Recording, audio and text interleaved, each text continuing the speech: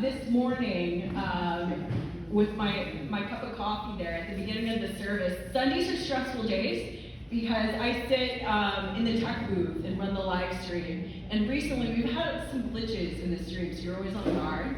And I had to toss my coffee out that side door so I wouldn't be tempted to drink any more of it because I was already feeling my nerves rattle. So please bear with me. I wrote some things. And then I stopped, so we'll see how this goes. Anyway, before we watch this film about this tremendous man, I want to talk a little bit about the wonderful woman, the director of this film, Ila Volpe, who has become a dear friend of mine. It is difficult to make a film. I don't think people quite understand the many decisions, the coordination, the patience it takes to weave a lifetime of stories into an hour and a half of moving images. In 2017, Ila started a new gig walking a very famous colony in the Carroll Woods community named Pastor. Perhaps you knew this faithful companion. While she was doing this work, she was often stopped by residents who would exclaim, "Do you know whose dog that is?"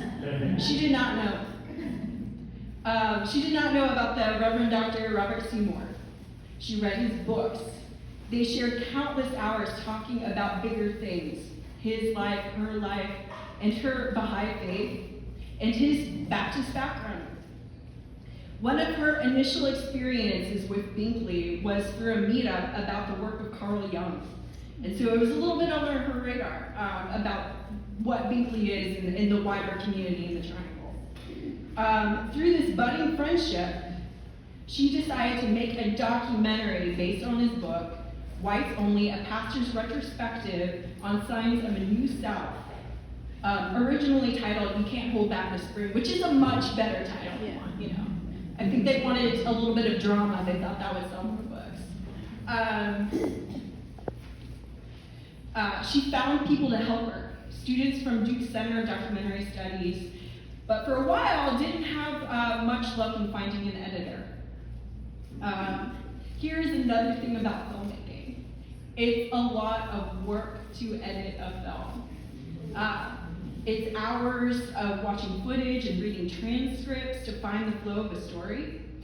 I moved to Durham in 2018. My background is in documentary and filmmaking. I worked as a freelancer in Chattanooga, Tennessee, where I'm from. But moving here was difficult. I had to put all of that work aside. And at that time, folks, I was working at an Amazon warehouse. And it is interesting, it's an interesting sort of like experience to talk about. If you ever want to talk about what warehouse work looks like under the beast of Amazon. But like for me, it was like a way of like doing something that I didn't have to care about, so I can find creative work eventually again.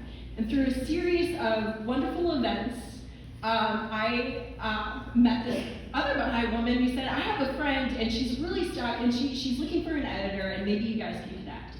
So we met up for coffee and instantly realized, oh wow, there's something here. There's something really special. Beyond just the work of like, let me hear about your wonderful experience meeting Bob and all the work you have done shooting these interviews.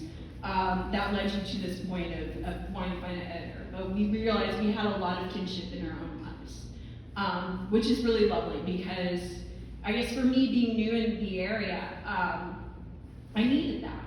So in 2019, I came on board as the editor. It took us a lot of time, and then we went and we interviewed more people. We realized there were things that were missing in the film itself, and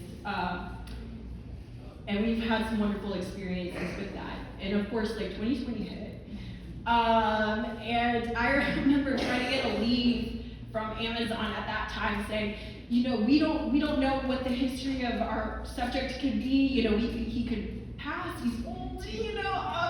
What? I gotta go edit this film. We gotta finish this project, and we were able to do that. How many months before he passed? We did it in 2020. Yeah, so it was that year. It was that year, and it was wonderful. We had a screening on Zoom, and it was so sweet. I have a screenshot somewhere I need to send to you of Bob's face watching the film, because you could see the viewers in the windows, and it was just really lovely to know that we were able to present him with this gift. Gosh, some more themes about the film. I want to say, like, the legacy of this is, as someone who watched all the material and as we painstakingly edited it, it occurred to me, like, what a great encourager Bob was, right? Marcus shared so many stories in his wonderful sermon about all of the people he impacted. That he said, like, stand up, you can do this thing, you have this talent, you know, run for this office, join this board, you know, find yourself on this council, whatever it was. And I feel like the sort of identity we have in our minds as a leader, I think when you do that really well, it's a matter of encouraging people. And Isla certainly has told me, like, she felt that about her life. She's never made a film before, y'all. Let's applaud this woman. Please stand up. She's never made a film before. This was a bucket list thing she wanted to do, and she accomplished that. Gosh, real fast.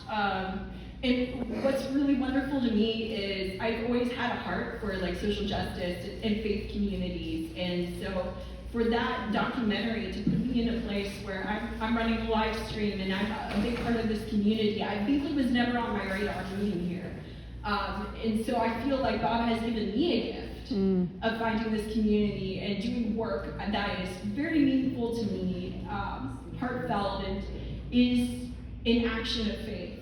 And so in a way, like, I don't know, I don't want to toot my own or self-aggrandize, but it feels like I'm a part of that legacy too. You know, so that's all I want to say. It's very expensive to make a film, so we put some QR codes in the back.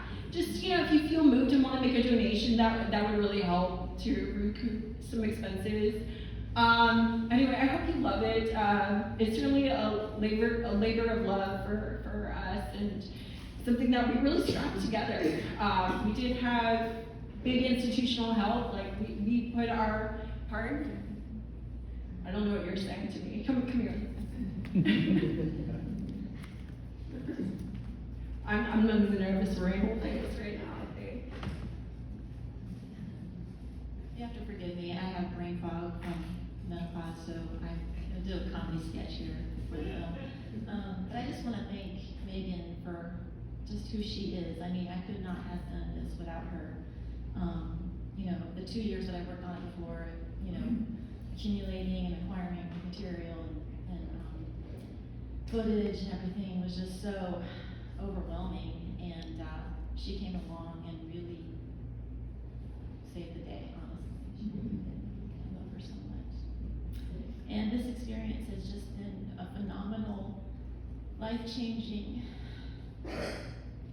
one for me. I know they seem like silly to others, but for me it was just very transformational, and there's so many threads that come together, that have come together in my life, like things that I was involved in that just came together in this film. It was like puzzle pieces of my life came together into this picture, and it was indeed providential to meet Bob Seymour.